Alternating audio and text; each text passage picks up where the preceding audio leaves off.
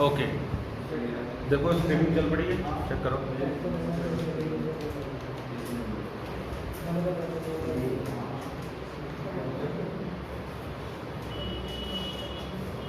चलो आज का टॉपिक है हमारा, आखिरी टॉपिक है।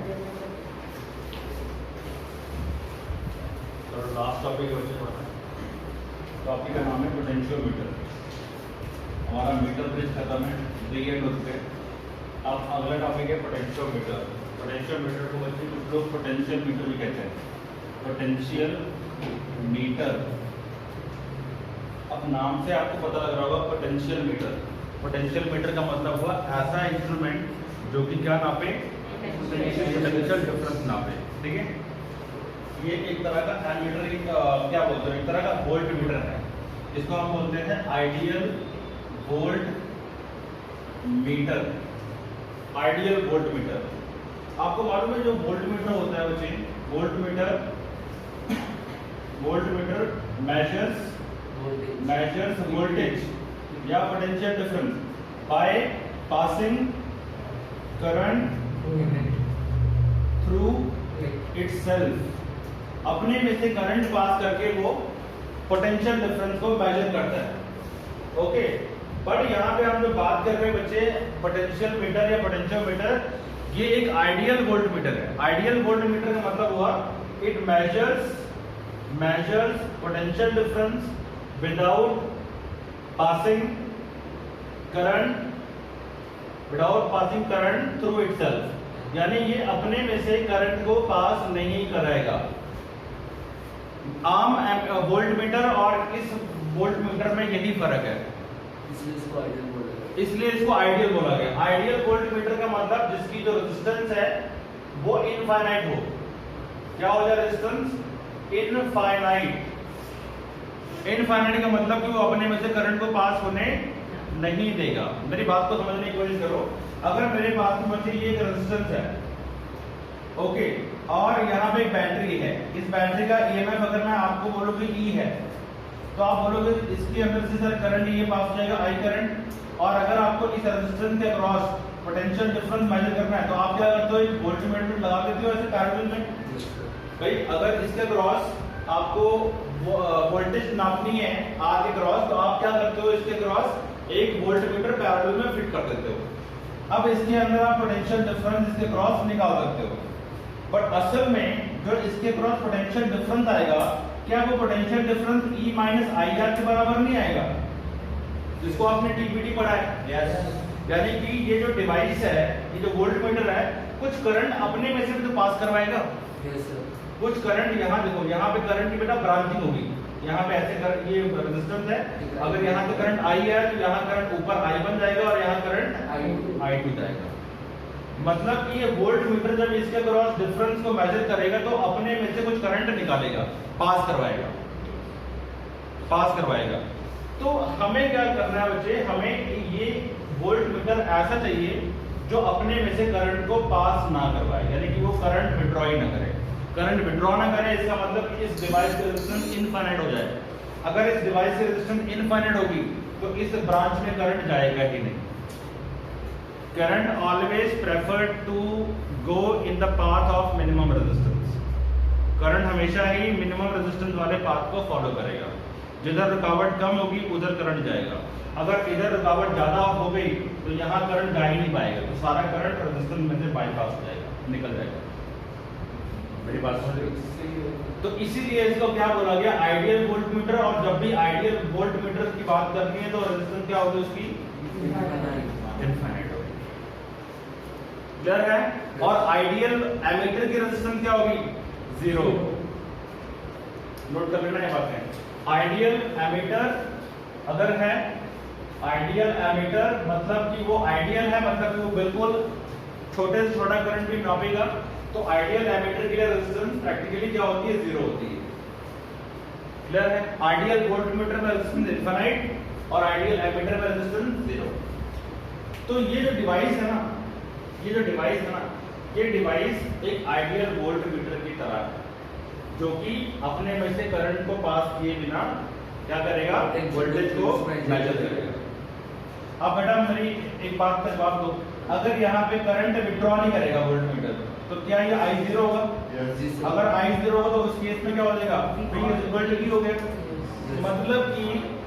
मतलब कि ये पूरी की पूरी EMF को मेजर कर पाएगा, यानी जितना सेल का EMF है, मैक्सिमम पोटेंशियल डिफरेंस जो सेल बना रहा है वो सारी की सारी ये मेजर कर पाएगा, प्रोवाइडेड इसकी अपनी रेजिस्टेंस बहुत इनफाइनाइट, बहुत ज्यादा नहीं, इनफाइनाइटली लार्ज। क्लियर है? ओके, मैं इरेज करता हूं इसको। अब आप इसका ना कंस्ट्रक्शन देखो क्या है। कंस्ट्रक्शन देखो, कंस्ट्रक्शन बेटा जैसे आपने मीटर ब्रिज पढ़ा है, मीटर ब्रिज में मैंने आपको बताया कि there was a wooden board के ऊपर एक स्केल लगा होगा 100 सेंटीमीटर सॉरी, और एक वायर होगी कॉन्टिनेंटल या मैग्नेट की या अच्छी खासी हवाई की, जिसको हम स्ट्रेच कर देते हैं between two ends of the what you call meter bridge, और उसके क्रॉस बैटरी वगैरह लगाते हैं, गैल्वेनोमीटर लगाते हैं, जॉकी होती है, नॉन रिफ्लेक्शन फाइंड करते हैं। ओके, यहाँ पर भी कुछ ऐसा ही केस है। यहाँ पर क्या होगा कंस्ट्रक्शन में, एक वुडन बोर्ड होगा, वुडन बोर्ड, ठीक है, या on a wooden board a wire, basically alloy wire होगी, एक wire of few meters, generally 4 meter. हमारे लैब में जो पोटेंशियोमीटर होगा उनमें जो वायर होगी बच्चे 4 मीटर की होगी। On A button board a wire of few meter is taut between two ends। taut का मतलब टाइट किया हुआ है, taut between two ends, ठीक है। ये इसका बेसिक जो डिस्क्रिप्शन है वो है। ओके, तो मैं पोटेंशियोमीटर का एक बेसिक डायग्राम बना रहा हूँ, बेसिक सर्किट डायग्राम बना रहा हूँ, बट जो बुक की डायग्राम है उनसे थोड़ा सा हटके होगा ये।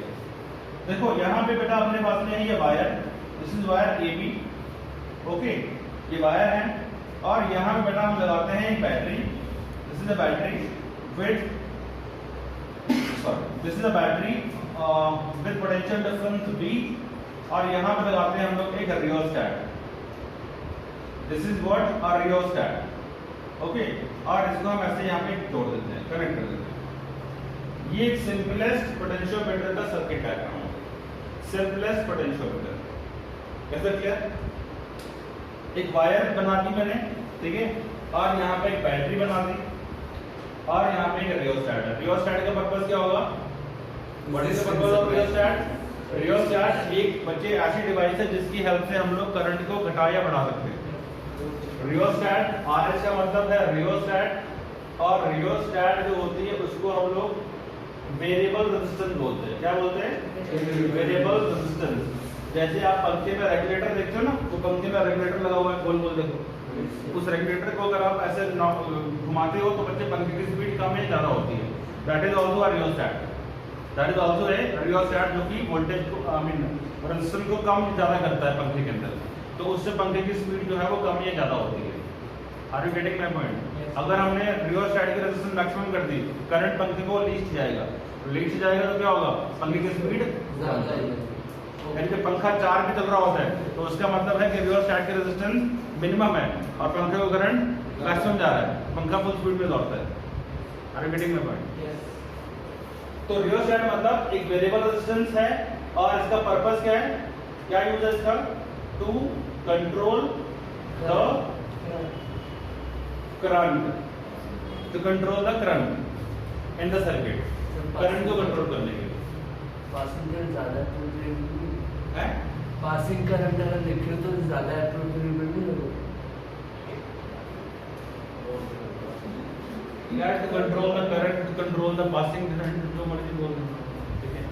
वैसे जनरली जब हम रियोस्टैट की डेफिनेशन लिखते हैं तो ऑब्वियसली अब खाली रियोस्टैट तुम ले आए, रेगुलेटर ले आए, अब उसको खाली ऐसे घुमाई जा रहे हो तो क्या कंट्रोल करेगा? मतलब कि उसको जब सर्किट में फिट करोगे तभी वो करंट कंट्रोल कर पाएगा ना, तो इतना तो अंडरस्टूड है यार। इसका एक और नाम है, इसका एक और नाम है, वो नाम आमतौर पे लोगों को पता नहीं होता, ना तो बुक्स में लिखते हैं, वो होता है potential divider. It is also called potential divider बोलते हैं, पोटेंशियल को डिवाइड करता है। क्लियर है? जब रेजिस्टेंस को वेरी करेगा तो ऑब्वियसली वो पोटेंशियल डिफरेंस को डिवाइड कर रहा है। क्लियर है? ओके, तो पोटेंशियल डिवाइडर भी कहते हैं।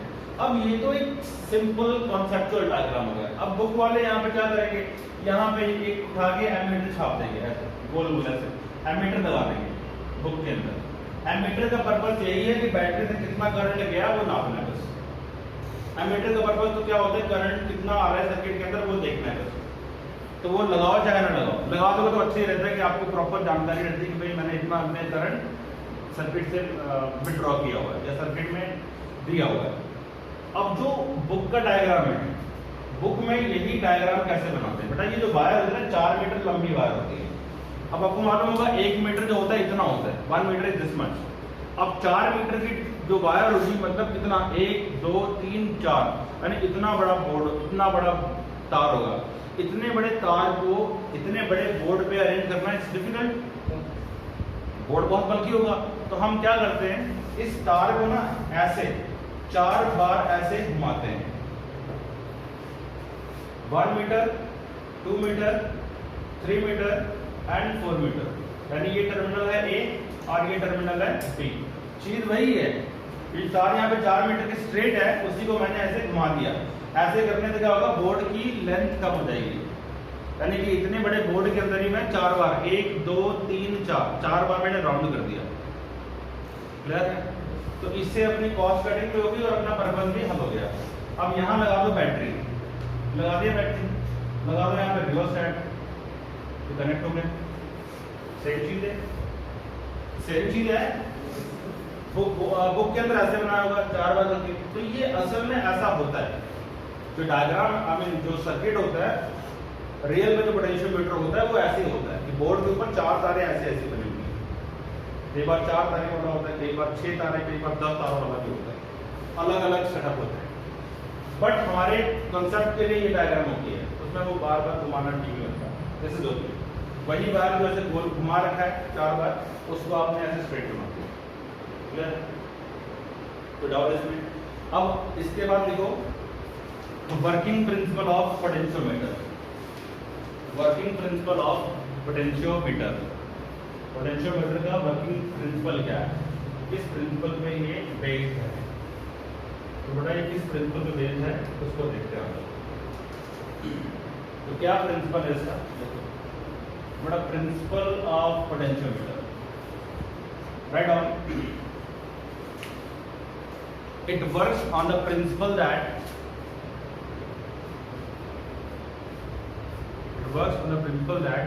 when a constant current,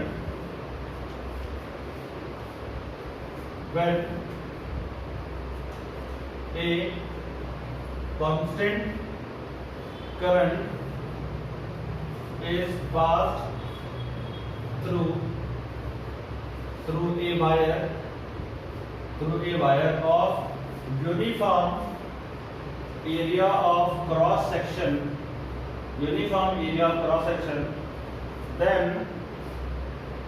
then potential drop across any part of wire is directly proportional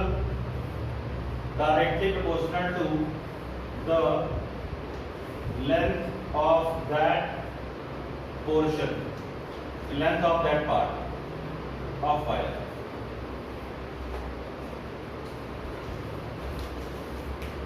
Directly proportional to the length of that part of the wire. मतलब वो ये कह रहा है कि V is proportional to L. V is proportional to L. मतलब ये हुआ कि अगर मैं यहाँ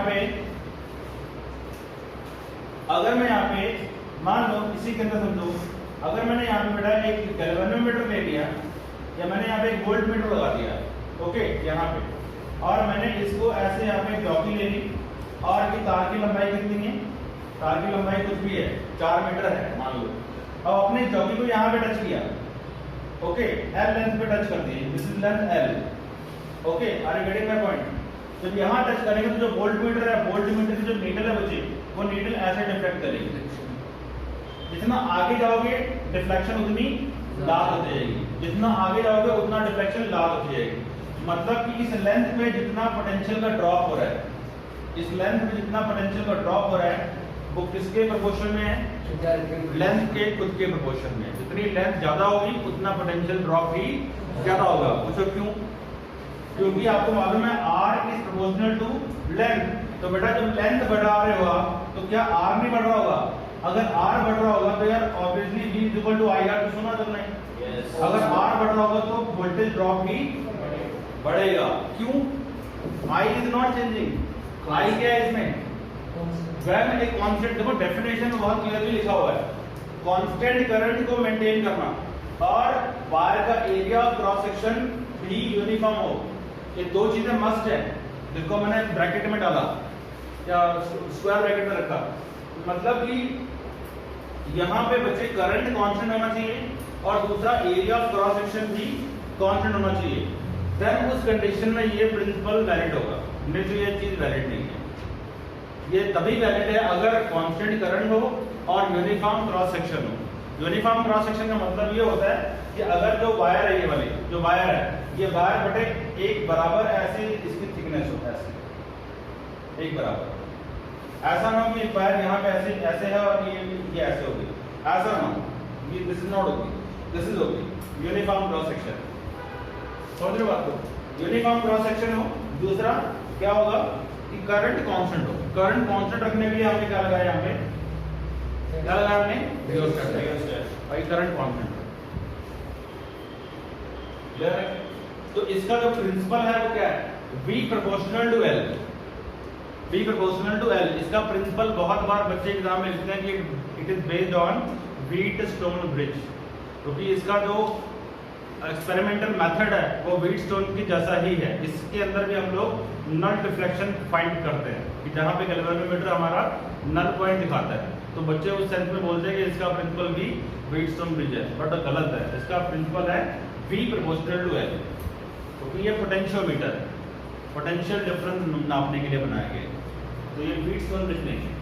क्लियर हो गया? अब इसके अंदर हम ऐसा लिखते हैं बेटा, V equal to some constant called K and it is L. This constant K can be written as V by L. This is called constant और इसको हम बोलते हैं, this is called potential gradient। क्या बोलते हैं इसको? potential gradient बोलते हैं। बेटा V by L है ना, तो something by length अगर होती है तो हम इसको gradient नाम देते हैं। something by length, अगर पोटेंशियल बाय लेंथ है तो पोटेंशियल ग्रेडियंट, अगर R बाय L है तो रेजिस्टेंस ग्रेडियंट, फलाना बाय L है तो फलाना ग्रेडियंट। एग्जांपल के तौर पे हम लोग वेलोसिटी ग्रेडियंट पढ़ते थे 11th क्लास में, वेलोसिटी से जस्ट पहले dv by dl या v by l, something over length is gradient of that physical quantity. So वैसे ग्रेडियंट का मतलब क्या होता है? ग्रेडियंट टर्म्स, ग्रेडियंट का मतलब होता है दिस इज, इसका मतलब क्या हुआ? इसका मतलब हुआ कि fall of potential with the length. जब लेंथ बढ़ रही है तो कितना पोटेंशियल फॉल कर रहा है, या पर यूनिट लेंथ कितनी वोल्टेज है या कितना पोटेंशियल का ड्रॉप हो रहा है per unit length. Is that clear? Without इसमें इसको हम K बोलते हैं और ये कांस्टेंट है। यानी आप आपसे कोई पूछे कि भाई क्या K V और L पे डिपेंड करेगा? Answer is no, K does not depend upon V and L। तो K डिपेंड किस पे करेगा? देखो इस कंक्लूजन पे आने के लिए एक छोटा सा मुझे कंसेप्ट है, मैं बताता हूँ आपको। V इक्वल्स टू IR होता है, यस। अब यहाँ पे करंट हमारा कांस्टेंट है, करंट क्या हमारा कांस्टेंट है, और रेजिस्टेंस क्या होती है? रो L अपॉन एरिया। अगर मैं इसको I rho upon area into length कर दूं तो ये जो पार्ट है करंट हमारा कांस्टेंट होना चाहिए by definition, area of cross section uniform, तो ए भी कांस्टेंट, रेजिस्टिविटी तो वैसे ही कांस्टेंट होती है। तो बेटा दिस इज अ कांस्टेंट, ये सारा का सारा फैक्टर, और इसी कांस्टेंट का नाम है gradient. This is V equals to some constant, it is called K into L। तो K यहाँ पे क्या है? K यहाँ पे है आपका I रो बाय एरिया। यानी अगर आपको के चेंज करना है तो आपको इन पैरामीटर्स पे फोकस करना पड़ेगा। अगर आप करंट को बढ़ाते हैं तो के आपका बढ़ेगा, घटाते हैं तो घटेगा। क्लियर है? यस कर लो नोट, सारी चीजें इंपॉर्टेंट है। बी बाई हाँ हमेशा नहीं होगा, हमेशा नहीं होगा, बताऊंगा वो कब होगा। नहीं कर रहे?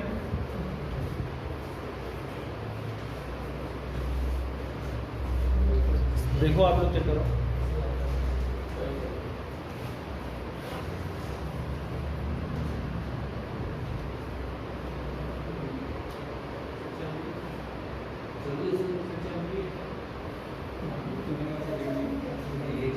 लिख दो। चलो ग्रुप में मैसेज कर दो कि चल रही है। And yet you do not look at that, तो बाद में रिकॉर्डिंग देखो। चलो आ जाओ, इस पॉइंट पे आ जाओ, बस एक टाइप करना है कि इस ओके क्लियर है? Yes sir. कोई डाउट इसमें? No sir. अब इसमें एक बात देखो बच्चे, जो पोटेंशियल ग्रेडियंट है आपका के, वो के का फॉर्मूला क्या बना? आई रो अपॉन एरिया, आई रो अपॉन एरिया। अब इसमें पोटेंशियोमीटर में एक सेंसिटिविटी टर्म आती है। क्या आती है टर्म? सेंसिटिविटी टर्म आती है। तो आप हेडिंग बनाओ, लिख लो सेंसिटिविटी ऑफ ए पोटेंशियोमीटर। इसके बाद में इसकी एप्लीकेशन में फोकस करते हैं। Sensitivity of A potentiometer, sensitivity of A potentiometer. Sensitivity का मतलब क्या है? What does it mean? Sensitivity का, अगर कोई डिवाइस ज्यादा सेंसिटिव है या पोटेंशियोमीटर ज्यादा सेंसिटिव है, इसका मतलब ये है कि वो हल्के से हल्के पोटेंशियल को भी मेजर कर पाएगी, बिल्कुल हल्के से हल्के मिली वोल्ट से माइक्रो वोल्ट को भी वो मेजर कर पाएगी इजीली, है ना। हम बोलते हैं कि ये फलाना बंदा बहुत सेंसिटिव है, मतलब उसको हल्का सा भी मजाक कर दो तो बेचारा रोने लग जाता है। ऐसे होते हैं हमारे कई फ्रेंड, उनके साथ जरा सा मजाक कर दो वो बेचारे 4 दिन तक रहते हैं कि यार मेरे मेरे साथ मजाक क्यों कर दिया। ऐसे लोग होते हैं। और एक होते हैं कि तू जो भी कर ले मेरे को कोई फर्क ही नहीं पड़ता है। दे आर लीस्ट सेंसिटिव, जैसे जयंत है हमारा लीस्ट सेंसिटिव, जो मर्जी बोलो डज नॉट मैटर। सर पढ़ने पे सेंसिटिविटी, हेडिंग बनाओ बच्चे, sensitivity very important for 2 marks. Sensitivity important है। सेंसिटिविटी का मतलब हुआ a device is said to be, या a potentiometer is said to be highly sensitive if it is able to detect even smallest potential differences. If it is able to measure smallest potential differences, smallest potential differences, PD मतलब potential differences, है ना, ऐसे लिख सकते हैं। अब question आता है कि सेंसिटिविटी किन फैक्टर्स पर डिपेंड करती है? फैक्टर्स, ये क्वेश्चन इंपॉर्टेंट है। Factors affecting it, how can we increase और डिक्रीज सेंसिटिविटी। तो बड़ा एक चीज याद रखना, सेंसिटिविटी डिपेंड्स ऑन के, यानी पोटेंशियल ग्रेडियंट, पोटेंशियल ग्रेडियंट पे डिपेंड करती है। That is least value of K means higher sensitivity, means higher sensitivity. Obvious सी बात है, समझ में भी आ रहा होगा कि अगर मेरे पास में पोटेंशियल मीटर है या पोटेंशियोमीटर है जिसका सेंसिटिविटी लीस्ट है, आई मीन क्या बोल रहा हूँ मैं, के लीस्ट है। के लीस्ट का मतलब है कि वो 2 वोल्ट अपॉन 100 सेंटीमीटर, 0.0, इसका मतलब ये हुआ कि वो 0.002 वोल्ट पर सेंटीमीटर, यानी इतना कम से कम वोल्ट। सही लिख रहा हूँ? नहीं, गलत हो गया। 0.02 मतलब कि जो हमारा डिवाइस है वो 0.02 वोल्ट पर सेंटीमीटर नाप पाएगा, यानी हर सेंटीमीटर पे वो कम से कम 0.02 नाप पाएगा। अगर यहाँ पे डिवाइड बाय 100 कर दूं मैं, सॉरी 1000 कर दूं, तो 0.002 हो गया। यानी जितना कम से कम वो पर सेंटीमीटर नाप पा रहा है मीन वो उतना ज्यादा सेंसिटिव है। क्लियर है? कोई डाउट इसमें? इसका मतलब ये हुआ कि कहीं ना कहीं पे जो सेंसिटिविटी है या जो के की जो डिपेंडेंसी है वो एल के साथ में हम रिलेट कर पा रहे हैं, provided we should be constant. यानी कि यहां लिख सकते हैं कि फॉर कांस्टेंट वी कांस्टेंट हो, ऐसे नहीं कि आप कुछ भी बोल दो, वी अगर कांस्टेंट है then it can be said that length is inversely proportional to k। अब हम बोलेंगे सर अभी तो आपने बोला कि L K पे डिपेंड नहीं करता या कि L पे डिपेंड नहीं करता, तो बच्चे को तब था अगर B प्रोपोर्शनल टू L है तब B और L का रिलेशन देख रहे हैं। अभी हम K और L का रिलेशन देख रहे हैं, provided B should be constant. B constant है तब ऐसा होना है, नहीं तो नहीं होना। B कांस्टेंट का मतलब क्या है, जो बैटरी लगा रहे हो उसकी बार-बार वोल्टेज घटाओ बढ़ाओ, वोल्टेज की बैटरी फिक्स कर रखी है आपने, बैटरी की वोल्टेज फिक्स कर रखी है, तो B जो है वो चेंज नहीं हो रहा है। उस कंडीशन में आप ऐसा बोल सकते हैं, ठीक है। मींस जो पोटेंशियोमीटर होंगे अगर उनकी लेंथ ज्यादा है तो दे आर मोर सेंसिटिव। एक क्वेश्चन आता है एनसीईआरटी के अंदर कि why 10 wire potentiometer is preferred over 4 wire potentiometer. Why 10 wire potentiometer is better than 4 wire potentiometer. Question आता है why 10 wired potentiometer is preferred over 4 wire potentiometer. Simple है question, sir 10 कम हो जाएगी एज कंपेयर टू 4 हो जाएगी। Simple है ना? जी sir. क्यों सिंपल है?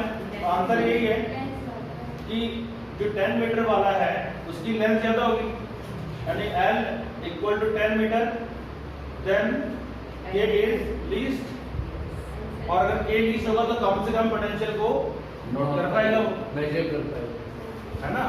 सेंसिटिविटी ज्यादा होगी। क्लियर है? Yes sir. तो ये इसका आंसर बन जाता है। तो बच्चे ये तो उसकी बेसिक बातें, और दूसरा इसके अंदर आता है कि सेंसिटिविटी को हम ऐसे कंट्रोल कर पाते हैं, और आपको अभी बताया मैंने कि जो ये होता है वो होता है I rho upon area. Practically देखा जाए तो हम पोटेंशियोमीटर में एरिया ऑफ क्रॉस सेक्शन को बदलते नहीं बार-बार। करंट को तो हम बदल सकते हैं, यस और नो? करंट को हम रियोस्टैट से घटा बढ़ा सकते हैं, बट जो पोटेंशियोमीटर के अंदर जो तार तुमने बांध रखी है, जो कंपनी ने फिट करी है, तुम बार-बार उसको खोल के तो चेंज नहीं करोगे ना। यानी कि जो A है वो इम्प्रैक्टिकल टू चेंज, प्रैक्टिकली वो चेंजेबल नहीं है। Are you getting my point? इसको हम चेंज नहीं कर सकते क्योंकि वो डिवाइस हमारे पास में फिटेड आया हुआ है, हम उसको खोल के रिप्लेस नहीं कर सकते। इसको हम चेंज कर सकते हैं, क्योंकि रियोस्टैट इसलिए लगाते हैं कि आप डिफरेंट रीडिंग लोगे तो अलग अलग रीडिंग के लिए करंट की वैल्यू अलग अलग रखते हो। जैसे एक रीडिंग के लिए उसके लिए करंट 1 एम्पीयर रखा, अगली रीडिंग के लिए करंट 2 एम्पीयर कर दिया, अगली के लिए 3 कर दिया, तो एक पर्टिकुलर रीडिंग के लिए I कांस्टेंट है। Are you getting my point? तो जब हम करंट को वेरी करेंगे तो हमारा K वेरी होगा, क्या रो को चेंज कर सकते हो?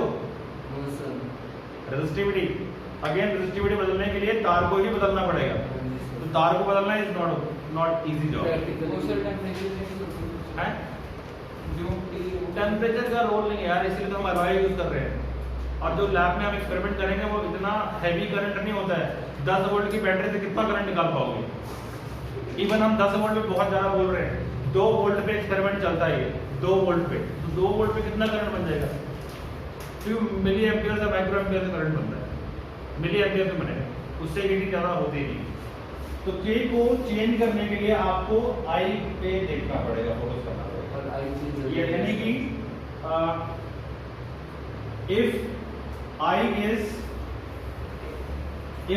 is large then K is large। I large मतलब K large, I large मतलब K large।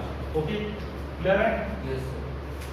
आई लार्ज तो के लार्ज, आई लेस तो के लेस। वैसे वैसे अब इसके बाद में आती है इसकी utility application, write down application of the potentiometer, very important. इसके बाद में क्वेश्चन करेंगे। अब मैं स्क्रीन खींचूंगा थोड़ी सी, क्योंकि आपका बेसिक चीजें बता चुका हूं मैं। अब आता है अपने पास में यूजेस ऑफ पोटेंशियोमीटर। तो बेटा इसके 3 ही यूज होंगे हमारे सिलेबस में। पहला यूज है, the first use is that with the help of this device we can measure EMF of a cell accurately। तो क्या यूजेस है इसके पोटेंशियोमीटर में? यूजेस ऑफ पोटेंशियोमीटर, पहले नंबर पे इसका यूज आता है टू मेजर, अरे साउथ इंडियन लैंग्वेज लिखी गई है। साउथ इंडियन का देखा है आप लोगों ने? वो ऐसे लिखते हैं ना, ऐसे पता नहीं क्या ऐसे लिखते हैं। तो देखा तमिल या कन्नड़ लैंग्वेज ऐसे जलेबी से बनाते रहते हैं ना। ओके, तो साउथ इंडियन तो नहीं है यहाँ पे। Okay, to measure EMF of a cell, EMF को मेजर करते हैं। Number 2, to compare EMF of 2 cells की EMF कंपेयर करेंगे। और तीसरा और लास्ट है to find small r। Small r का मतलब internal resistance, good, internal resistance of a cell. ठीक है, ये 3 एप्लीकेशन है। तो starting with the very first application, how do we measure the EMF of the cell. उसके लिए बच्चे पहला एप्लीकेशन है एप्लीकेशन नंबर 1। तो इसके लिए हम क्या करेंगे बच्चे, बैटरी लगाएंगे। ये बैटरी लगा दिया, यहाँ पे लगा दिया रियोस्टैट, ये सिंबल ऑफ रियोस्टैट है। यहाँ हमने फिट कर दिया ये पोटेंशियोमीटर का वायर हो गया, this is the wire. Okay, और potentiometer this is A, this is B। Okay, और यहाँ पे ये लगा दिया मैंने एक सेल जिसका EMF है 0 बोल रहा है। और यहाँ लगा दिया गैल्वेनोमीटर, और ये लगा दिया मैंने जॉकी। ठीक है जी, ये मेरी है बैटरी, ये बैटरी है, ये बैटरा है। बैटरा समझते हो सर? हैवी ड्यूटी बड़ा बैटरा, जो ट्रक वाले होते हैं ना, वो कहते हैं यार बैटरा खराब होगा ट्रक का। ठीक है, this is battery, okay, and this is cell of EMF E। अब इसमें जो आपको काम करना है वो ये करना है कि भाई आपने इस सेल का EMF एक्यूरेटली मेजर करना है। अगर आप इस सेल को का EMF किसी पोटेंशियल मीटर से यानी वोल्ट मीटर से मेजर करोगे तो वोल्ट मीटर क्या करेगा, अपने में से करंट को निकालेगा और हमेशा ही गलत रीडिंग आपको देगा। वोल्ट मीटर क्या करेगा, वोल्ट मीटर हमेशा आपको गलत रीडिंग देगा। यानी ये जो इतना रीडिंग है ये तो हाई जाएगा वो, यानी ये रीडिंग कभी आपको V = E वोल्ट मीटर नहीं दिखा पाएगा। वोल्ट मीटर हमेशा आपको ये रीडिंग दिखाएगा, E - I R। तो किसी तरह से अगर मैं करंट को 0 कर दूं तो मैं V = E नाप सकता हूं। Are you getting this point और नॉट? मतलब कि ये डिवाइस ऐसा है कि अपने में से करंट नहीं पास करने देगा, इसीलिए इसको आइडियल बोलते हैं, आइडियल वोल्टमीटर। अब कैसे इसको यूज करना, देखो एक सिंपल सा रूल समझो, सिंपल सा रूल। अगर हम यूनिटरी मेथड सबको मालूम, अगर L लेंथ पे पोटेंशियल का ड्रॉप V आ रहा है तो 1 यूनिट लेंथ पे कितना पोटेंशियल ड्रॉप होगा, V/L। अगर मैं x लेंथ लेता हूं, x लेंथ, तो पोटेंशियल ड्रॉप कितना होगा, V/L * x। This is called unitary method. आपको यही ध्यान रखना है और इसे जो क्वेश्चन करेंगे बड़ी आसानी से सारे क्वेश्चन हो जाएंगे। इसको हम क्या बोलते हैं, पोटेंशियल ग्रेडियंट बोलते हैं। यानी कि इसको मैं ऐसे लिख सकता हूं K * x। क्लियर है? अब देखो बड़ा लगाने को यहाँ पे एमीटर लगा सकता हूँ, बट जरूरत नहीं है। एमीटर लगाएंगे तो उसका पर्पस सिर्फ यही होगा कि वो करंट नोट कर पा रहा है, और इसका कोई पर्पस नहीं है। क्लियर? लगाएंगे तब भी ठीक है, नहीं लगाएंगे तब भी ठीक है, एग्जामिनर द्वारा नंबर काटेगा नहीं। अगले घंटे लोग कहता है कि एमीटर फिट कर दो, अगर वो बोलेगा एमीटर फिट करो तब लगाना पड़ेगा, नहीं बोलता तो कोई चक्कर नहीं है। ओके, क्लियर है? अच्छा, अब देखो, अब मैंने क्या किया, I will touch the jockey over here. मैंने जॉकी को यहाँ टच कर दिया तो क्या होगा बच्चे, डिफ्लेक्शन डिफ्लेक्शन है कि मान लो गैल्वेनोमीटर ने डिफ्लेक्शन किधर दे दी, ओके, और जब मैंने यहाँ टच किया तो गैल्वेनोमीटर ने डिफ्लेक्शन दे दी इधर, मतलब इधर टच करने पे डिफ्लेक्शन राइट को आई और इधर टच करने पे डिफ्लेक्शन लेफ्ट को आ गई। मतलब ये कि इस पॉइंट और इस पॉइंट के बीच में कहीं पे डिफ्लेक्शन बिल्कुल इधर आएगी। मतलब एक पॉइंट पे डिफ्लेक्शन राइट जा रही है, एक पे लेफ्ट जा रही है, तो इसका मतलब कि इन दोनों पॉइंट के बीच में कहीं पे सुई मेरी ऐसे वर्टिकल होगी, यानी कि ना इधर ना इधर। This is called null deflection. इसीलिए बच्चे इसका प्रिंसिपल बोलते हैं कि व्हीटस्टोन ब्रिज है, बट व्हीटस्टोन ब्रिज नहीं है इसका प्रिंसिपल। इसका प्रिंसिपल है V proportional to L, but इसका काम करने का तरीका व्हीटस्टोन ब्रिज जैसे ही है कि आपने इसके अंदर भी क्या निकालना है, नल पॉइंट निकालना है।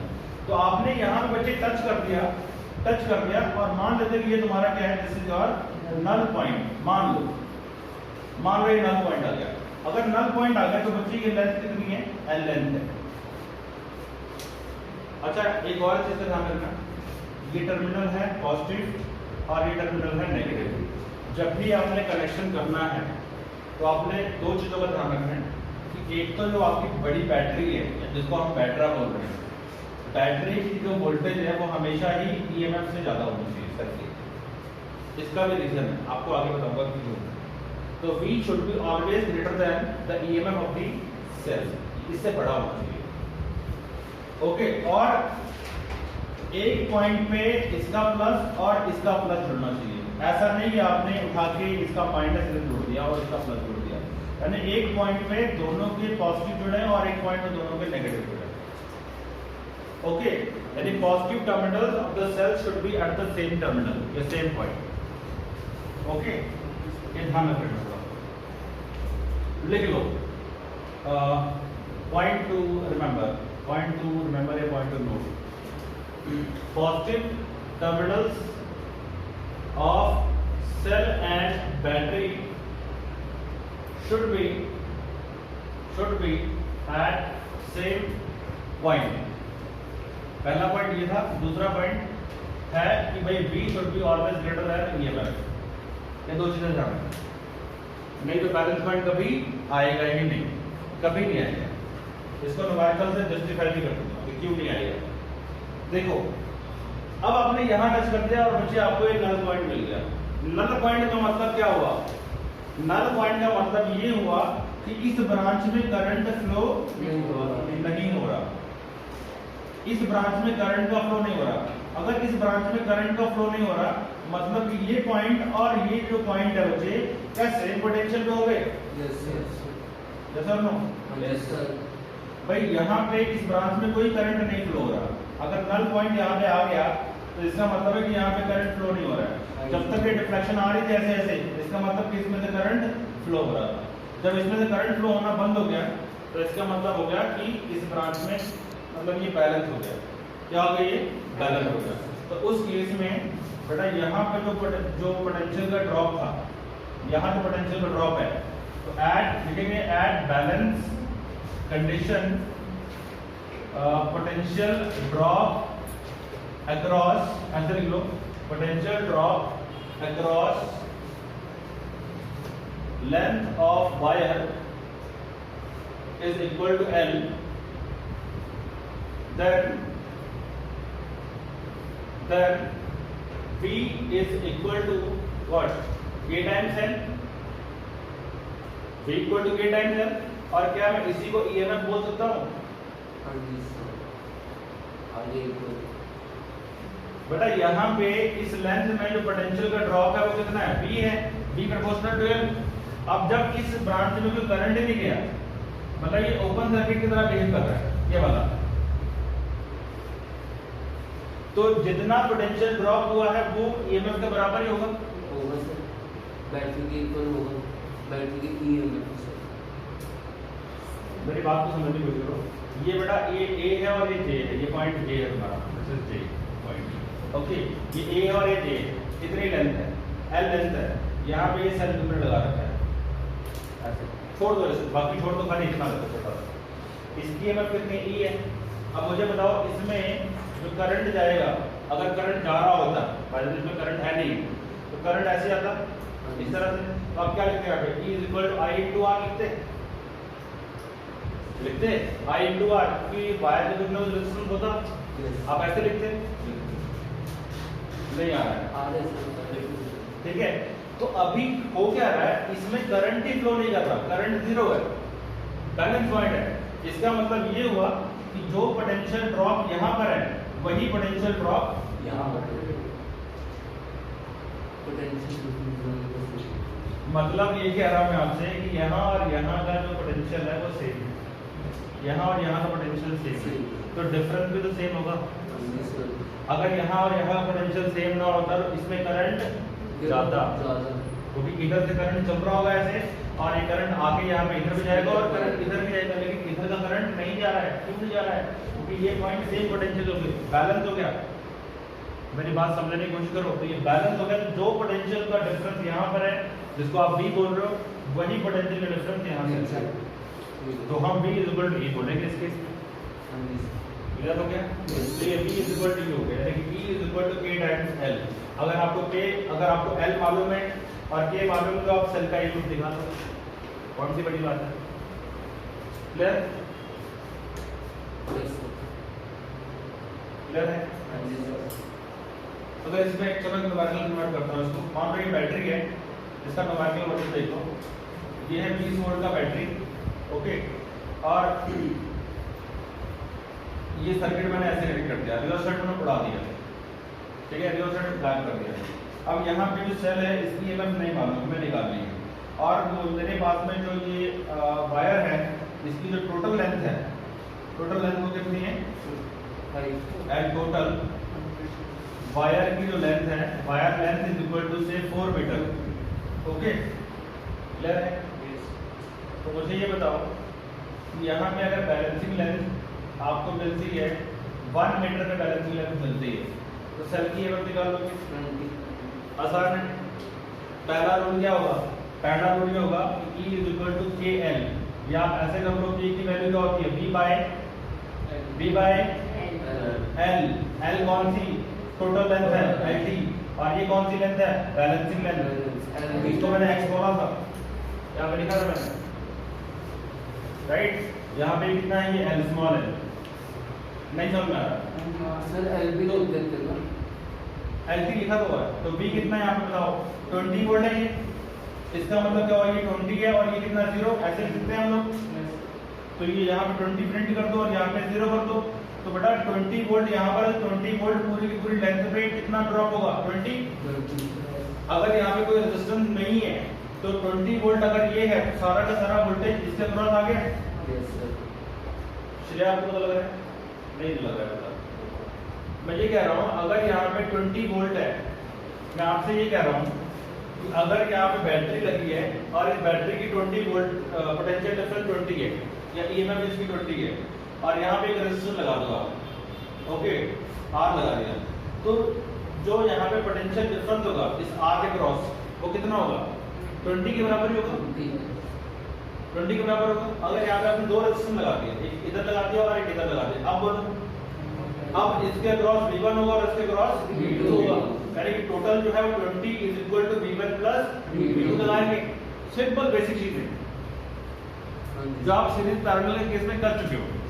अगर यहाँ पे एक और रेजिस्टेंस मान लो लगा देते हैं, जो कि असल में होगा, तो उस केस में इसका कुछ वोल्टेज इसके पास ड्रॉप होगा और कुछ वोल्टेज इस पूरी लेंथ पे ड्रॉप होगा। बट अभी सिंपल केस कर रहे हैं कि यहाँ पे मान लो कुछ भी नहीं लगा होगा, तो आप B बाय L, तो B कितना होगा बच्चे? B इज 20 वोल्ट और L टोटल कितनी है इसकी? 4 मीटर इंटू लेंथ कितनी है? 5 आ गया, 5 वोल्ट ये निकाल खत्म क्वेश्चन। लग गया पता? इस तरह से हम EMF को मेजर कर सकते हैं। इसका क्लियर हो गया? इस तरह से EMF will be measured. Number 2, application number 2, to compare, आपको लगे पता मिट्टी है, बी मिट्टी, बी मिट्टी मतलब मिट्टी हो जाता, okay. To compare EMF of two cells, I hope आपको पता लग गया होगा, है ना? To compare EMF of two cells, दो सेल्स की ईएमएफ कंपेयर करना सीखते हैं। तो कैसे कंपेरिजन होगा देखो यार, सबसे आसान टॉपिक है, फिर भी किसी को मुश्किल लगे तो बच्चे पूछ लेना। अगर मैं बुक के हिसाब से कराऊं तो पक्का मुश्किल लगेगा तुमको, देखो बुक वाले अजीब गरीब लैंग्वेज का इस्तेमाल करते हैं और अजीब ही होता है। आप करके देखना एक बार। दूसरा एप्लीकेशन है, application number 2, to compare EMF of two cells, दो सेल्स का ईएमएफ कंपेयर करेंगे, दो सेल्स का ईएमएफ कंपेयर करेंगे। ओके, तो देखो कैसे कंपेयर करेंगे। यहाँ पे बैटरी लगा दी हमने, ठीक है, अगेन यहाँ पे रियोस्टेट है, this is a wire. Okay, wire की लेंथ है कुछ भी आप मान सकते हैं 4 meter 10 meter. Okay, this is a wire A B, और यहाँ पे दो सेल्स लगा दिए। अगर ये प्लस है तो बेटा ये प्लस यहाँ पे हो गया। ओके, इस सेल का ईएमएफ है E1 और इसका पॉजिटिव टर्मिनल यहाँ जोड़ दिया और दूसरे सेल का भी पॉजिटिव टर्मिनल यही जोड़ना है, यानी कि दोनों सेल का पॉजिटिव और इस बैटरी का पॉजिटिव एक पॉइंट पे जुड़ना चाहिए।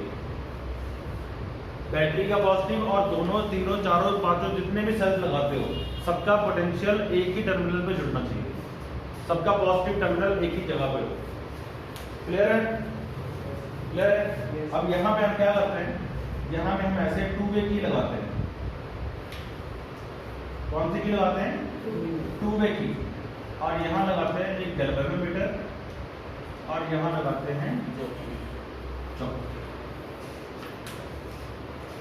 Okay, this is called K1, this is called K2, this is called 2 way key. बेटा 2 वे की का मतलब होता है कि ऐसा की होगा कि जिससे एक टाइम पे आप दोनों सेल्स को सर्किट में लगा भी सकते हो और एक टाइम पे दोनों को आउट ऑफ सर्किट भी कर सकते हो, और एक टाइम पे आप एक सेल को यूज कर लो और एक को आउट ऑफ सर्किट कर दो। 2 वे की। ओके, तो ये सर्किट बना दिया बच्चे। सेल्स है E1 और E2, cell E2 with EMF E2। अब अपने इन सेल्स को क्या करना है बच्चे, उनका ईएमएफ कंपेयर करना है। देखो कैसे कंपैरिजन होगा। देखो आप क्या करेंगे, मैं बिल्कुल शॉर्टकट लगाऊंगा बच्चे, आपको हमेशा ऐसे क्वेश्चन आएंगे एग्जाम के अंदर।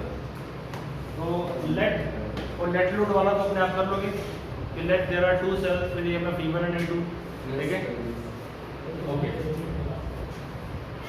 बेटा, अब पहले केस में, केस नंबर 1, प्लग इन की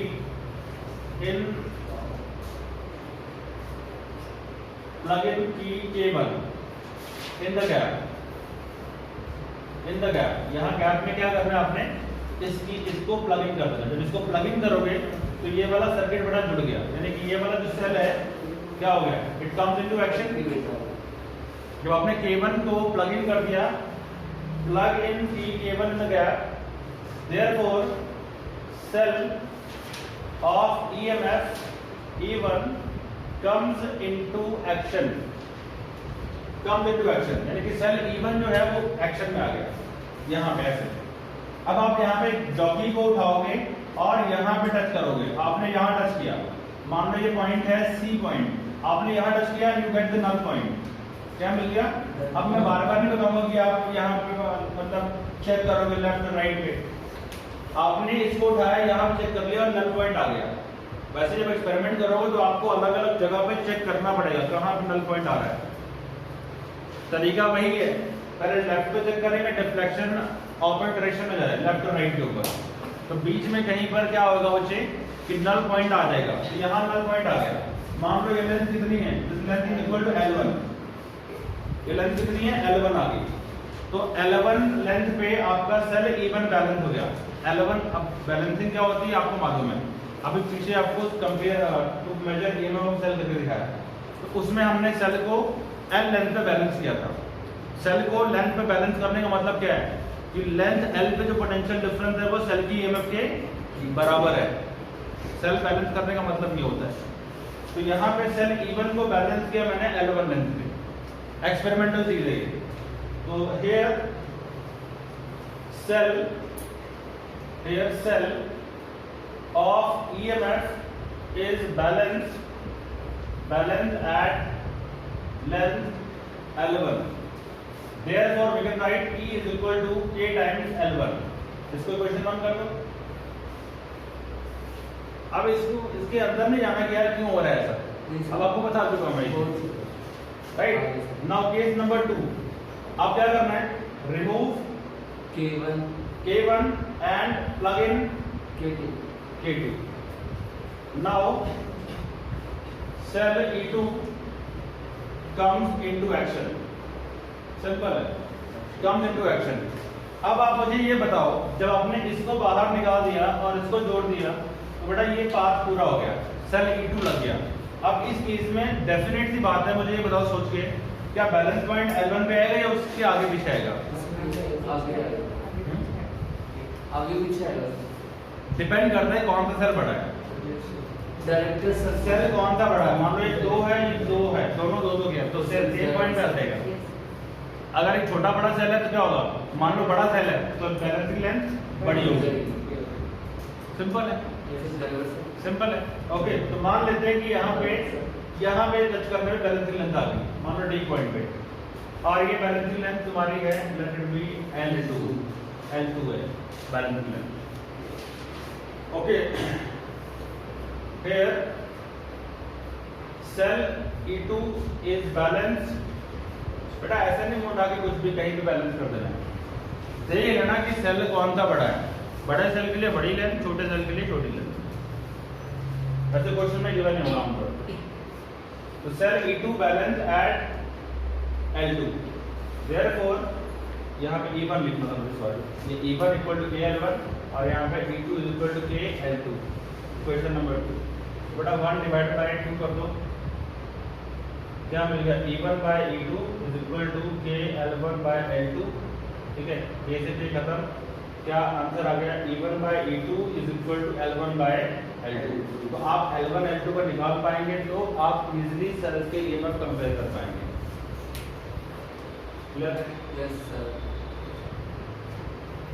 क्लियर से दिख भी रहा है यार, E1 के प्रोपोर्शन में L1 होगी और E2 के प्रोपोर्शन में L2 होगी, तो जौन सा बड़ा होगा उसके प्रोपोर्शन में वो बड़ी छोटी EMF आ जाएगी। दिख रहा है ना आपको? तो ये है बच्चे, ये सिंपल सा डायग्राम था और सिंपल सा कंसेप्ट होगा, सेल्स की EMF इस तरह से कंपेयर कर सकते हैं। और तीसरे नंबर पे है हमारे पास में to find internal resistance of a cell. Okay, आराम से बिल्कुल पानी पूरी पी लो तसल्ली के साथ में, अभी चलना नहीं किसी आज खत्म करके छोड़ना है। चलो कराए तो फिर हमने पी लेंगे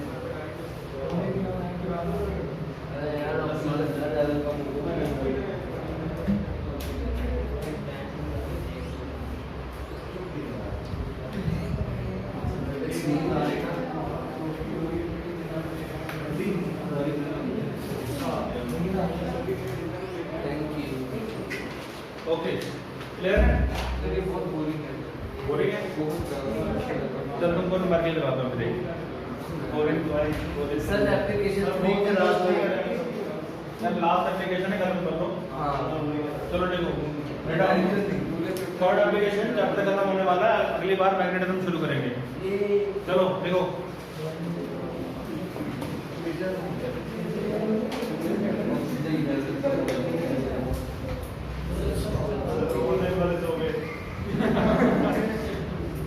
बड़े ज़्यादा बातें नहीं, थोड़ा सा खुश रहा करो।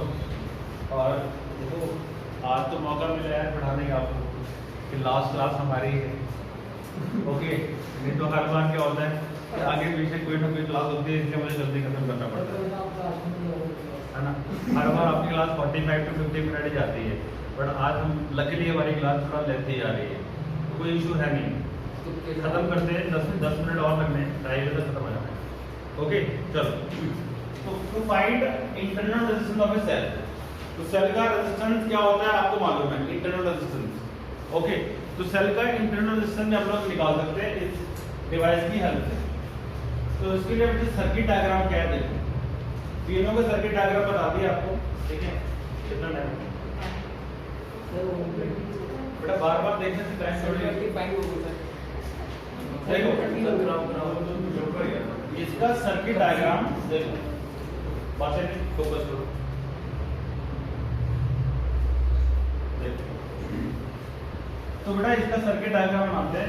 देयर इज अ सेल, ये बैटरी है, ठीक है, पेट्रा है, और ये रियोस्टेट लगा दिया हमने।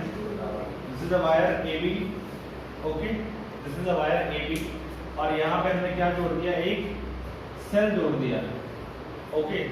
और इस सेल की रेजिस्टेंस यहाँ पे कितनी है, R है, इंटरनल रेजिस्टेंस को बोल रहे हैं, क्या बोल रहे हैं, इंटरनल रेजिस्टेंस। और इस सेल की EMF है E, और इसके बिल्कुल पैरेलल में यहाँ पे हमने एक हाई रेजिस्टेंस बॉक्स जोड़ दिया, this is called resistance box, RB।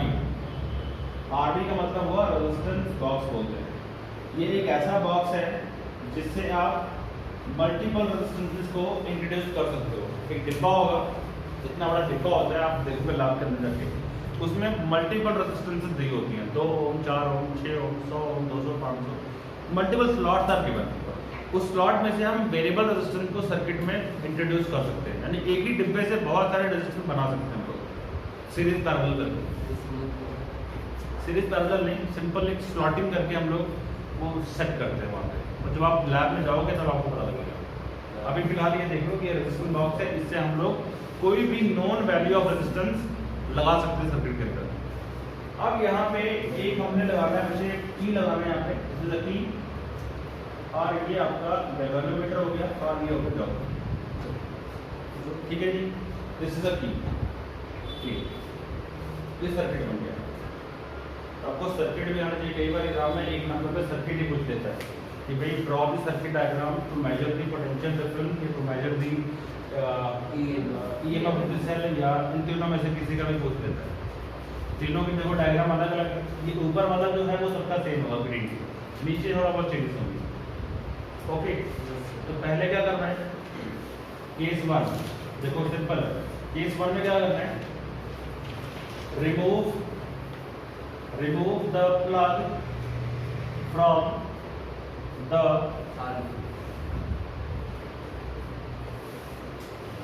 remove the plug, or you can say key from the slot, okay, from the slot, such that अगर आपने यहाँ पर से की को हटा दिया, तो मुझे एक बात सोच के बताओ, अगर यहाँ की आपने हटा दिया, बाहर निकाल दिया, तो क्या ये पाथ है वो कंप्लीट होगा? पाथ कंप्लीट नहीं होगा। अगर पाथ कंप्लीट नहीं होगा, इसका मतलब कि इस रास्ते में कोई भी करंट नहीं होगा, मतलब इस रास्ते में करंट प्रैक्टिकली जीरो हो जाएगा। करंट खाली इस रास्ते में दौड़ेगा, यहाँ से करंट चलेगा ऐसे, ओके, और यहाँ से करंट ऐसे आ रहा होगा, दोनों करंट मिलके यहाँ पे ऐसे, क्लियर है, ओके। तो यहाँ पे करंट जीरो होगा अगर यहाँ पे के, हमने अपने के यहाँ पे इंसर्ट नहीं किया है, की इंसर्ट नहीं करी, ओके। तो आपने अभी की इंसर्ट नहीं करी है, ओके। या रिमूव प्लग की from the slot such that I is equal to 0 in the resistance box, okay.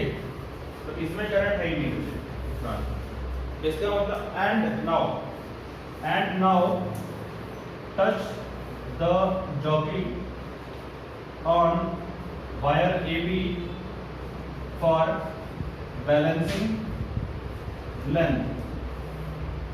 क्या करना है आपने बच्चे, इसको टच करना है और आपने बैलेंसिंग लेंथ को फाइंड करना है। मान लो आपकी जो वायर है यहाँ में आपको बैलेंसिंग लेंथ दे रही है, मान लो ये पॉइंट है C, ये बैलेंसिंग लेंथ आ गई आपके पास में L1 आ गई मान लो। तो इसका मतलब ये हुआ कि अभी मुझे सोच के बताओ कि जो आपका सेल है क्या वो बैलेंस हो गया? बेटा अभी तो भूल जाओ ना, ये चीज तो खत्म हो गई। जब इसमें आपने करंट ही नहीं लिया तो ये तो खत्म होगा, जब खत्म हो गया और आपका सेल बैलेंस हो गया, मतलब खाली ये वाला पार्ट बैलेंस हुआ है, कैसे और नो? नहीं आया। आपने जब इस सेल में से बेटा इसमें करंट जा ही नहीं रहा, तो ये चीज तो है ही नहीं, इसको भूल ही जाओ। तो यानी कि यहाँ जो पोटेंशियल डिफरेंस होगा L1 के क्रॉस, क्या वो पोटेंशियल डिफरेंस E के बराबर नहीं होगा? यार ये चीज नहीं है, छोड़ दो, ये चीज भूल जाओ, करंट नहीं है।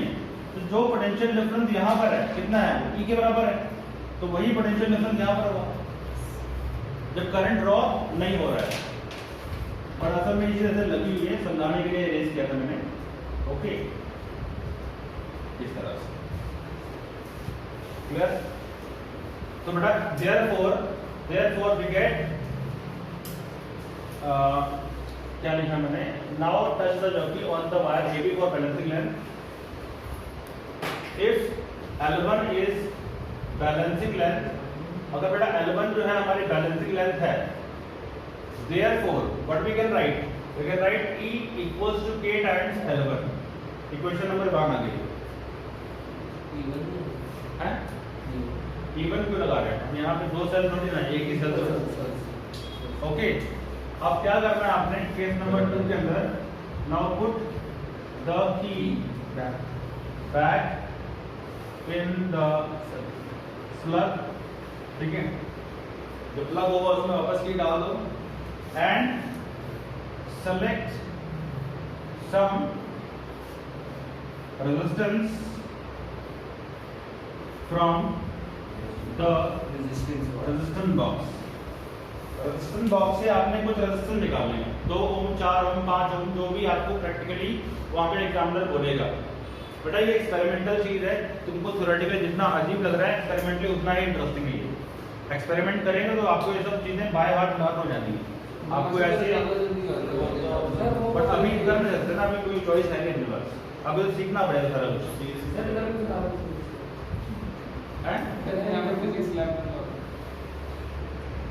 बात करते हैं इस बारे। तो यहाँ पे बच्चे रेजिस्टेंस बॉक्स से आपने रेजिस्टेंस निकाल दी है। अब क्या होगा, जब आपने रेजिस्टेंस यहाँ पे निकाल दी है और इसमें की इंसर्ट कर दी है, इसका मतलब ये हो गया कि अब करंट यहाँ पे 0 नहीं होगा। Now the current is flowing in this path also.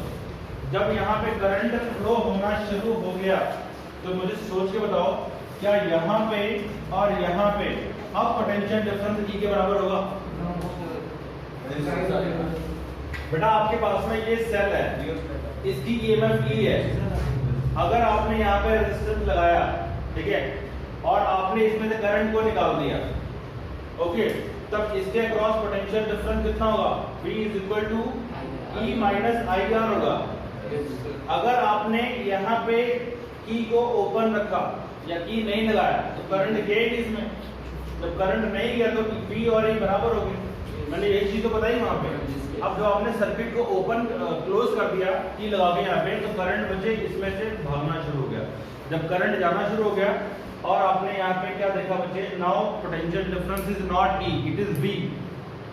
और फिर आपने जॉकी उठाया और बैलेंस करना शुरू कर दिया। अब जॉकी उठाया और बैलेंस करना शुरू कर दिया, मान लो आपकी बैलेंसिंग लेंथ यहाँ पे आ गई, ये बैलेंसिंग लेंथ आ गई ठीक, और ये लेंथ हमारी है L2 के बराबर। Now select some resistance R to the RB and find the balance point and say it is L2. Say it is L2. Therefore we can write V is equal to K times L2. बोलो clear है? अब ये V होगा ना कि K, ना कि E होगा। अब ये V होगा, E नहीं होगा, बिकॉज आपने सेल में से करंट ड्रॉ कर लिया। अब जब यहाँ सर्किट पूरा कर दिया तो इस सेल में से करंट अंदर आना शुरू हो गया। जब सेल में से करंट आ गया तो सेल के क्रॉस पोटेंशियल डिफरेंस मैक्सिमम नहीं होगी, तब TPD आ जाएगी, टर्मिनल पोटेंशियल डिफरेंस। ये सारी चीजें पहले कर चुके हैं हम लोग। ओके, तो ये दो इक्वेशनें बन गई। Now what you can do, अब आप एक और दो को डिवाइड कर दो, बस खत्म है। 1 डिवाइड बाय 2 कर दिया, E by V is equal to L1 by क्या बन गया? इक्वेशन नंबर 3 बन गया। Now you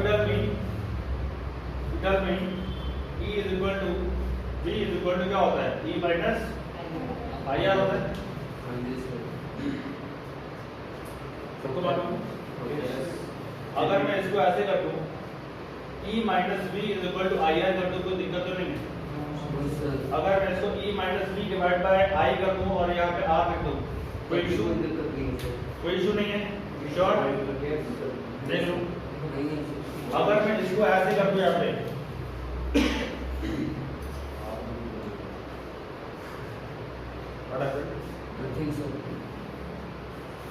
यहाँ पे बच्चे मैंने क्या किया, E डिवाइड बाय V, यहाँ भी कॉमन कर दिया ऊपर, यहाँ से -1 डिवाइड बाय E था इक्वल टू R।